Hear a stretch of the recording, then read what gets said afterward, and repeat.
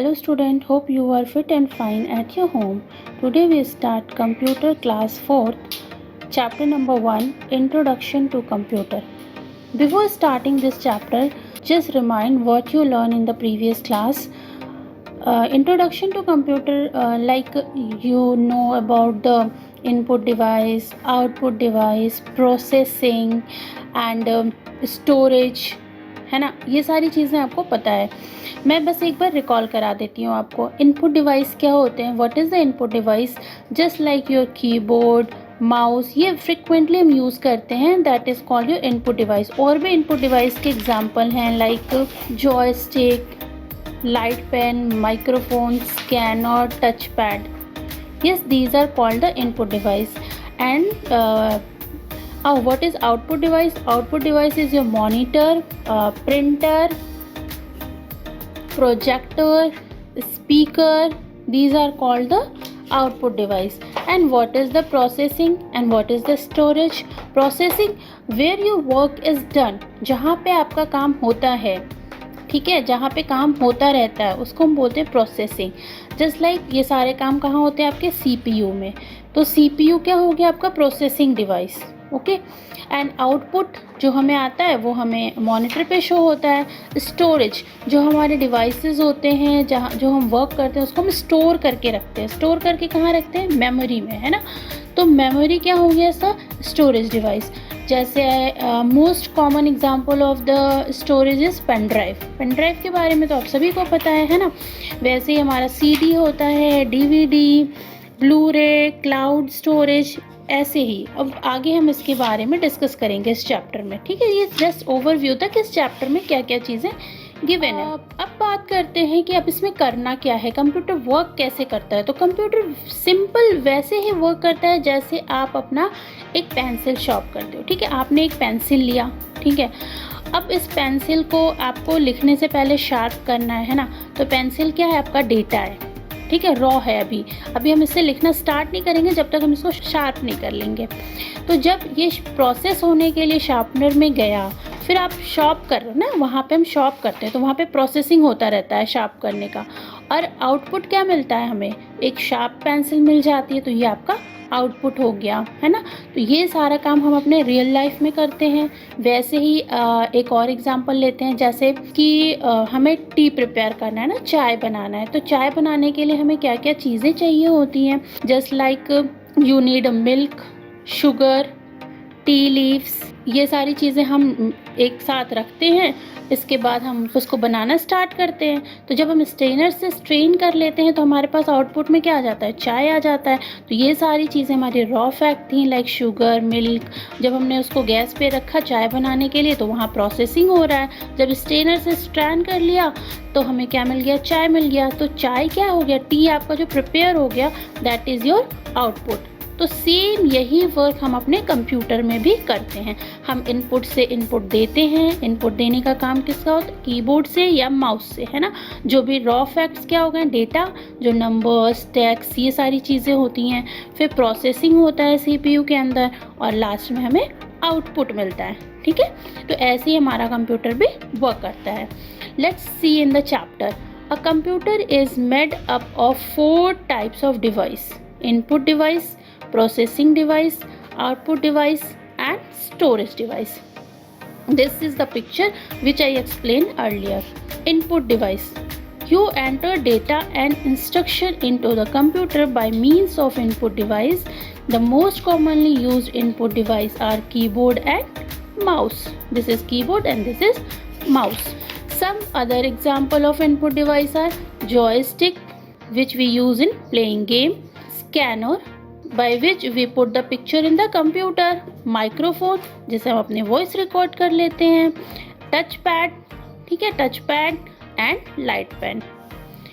Last second process आता है processing device. The processing unit of a computer is central processing unit, CPU. The CPU is present inside the CPU box. The CPU does all the calculation of the computer. Do you know what your brain does for you? Brain आपके लिए क्या करता है? It remember things and take decision, things को remember करता है और decision लेता है. It also does calculation and many other things. The CPU is known as the brain of computer. The computer does all its work through the CPU. जैसे हमारी body में हमारा ब्रेन वर्क करता है, सेम वैसे ही computer में CPU work करता है. सारे प्रोसेसिंग वर्क हमारे CPU में होते हैं. CPU कहाँ होता है? CPU बॉक्स के अंदर होता है. अब CPU के भी 3 पार्ट्स होते हैं. ALU, जहाँ पे हम कैलकुलेशन का वर्क करते हैं. Full form of ALU, arithmetic and logic unit. Second is CU, control unit. It controls all the activities of the computer. It tells other part of the computer what they should do. Control unit में ये control करता है और computer के others parts को बताता है कि आपको क्या करना है. Third one is memory unit, MU. It store and inform temporarily. जो भी डेटा होता है इसमें हम स्टोर कर लेते हैं बट टेम्परली. अब आगे इसके बारे में हम और पढ़ेंगे मेमोरी यूनिट के बारे में. Okay, next is our output device. Output device shows the result of the work done by the computer. Computer ने जो भी वर्क किया उसका रिजल्ट हमें शो होता है आउटपुट डिवाइस के रूप में. The most commonly used output device are monitor and printer. Monitor से हमें जो आउटपुट मिलता है उसको हम सॉफ्ट कॉपी बोलते हैं, जिसको हम टच नहीं कर सकते हैं, ओनली सी करते हैं, देखते हैं. एंड प्रिंटर से जो आउटपुट मिलता है that is called the hard copy, जिसे हम टच भी कर सकते हैं, फील भी कर सकते हैं. Okay, monitor, it shows the work being done by the computer. The output that we get on the monitor is called soft copy. There are mainly 3 types of monitor. Here there is 3 parts of the 3 types of monitor also. First one is CRT, cathode ray tube. Cathode ray tube क्या पहले के time में जो TV होते थे, देखा होगा आप लोगों ने, पीछे ऐसे लंबे से बॉक्सेस जैसे निकले होते थे, है ना. तो ये वाला जो स्क्रीन होता था ये हमारा बहुत ज़्यादा स्पेस लेता था और इलेक्ट्रिसिटी भी ज़्यादा लगती थी, इसलिए हम लोग अब इसको यूज़ नहीं करते हैं. Next one is LCD, liquid crystal display. ठीक है, ये कम स्पेस लेता था और इलेक्ट्रिसिटी भी कम लेता था. ये फ्लैट पैनल का होता था, बिल्कुल फ्लैट दिखाई देता था. Third one is your LED.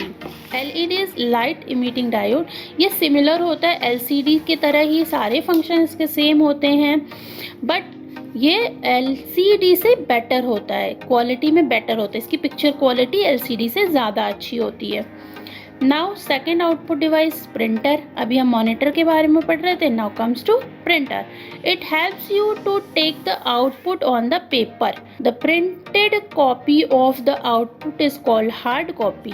There are mainly 3 type of printer: dot matrix printer, inkjet printer, laser printer. Some other output devices are speaker, projector and plotter. The speaker, plotter and projector. A speaker helps to listen music and sound, and projector used to print out of the drawing on paper sheet. What is projector? Projector is used to display videos, images or computer data on a large screen. Okay, large screen पे दिखाया जाता है इसको. Storage device. Now comes to the next, like storage device.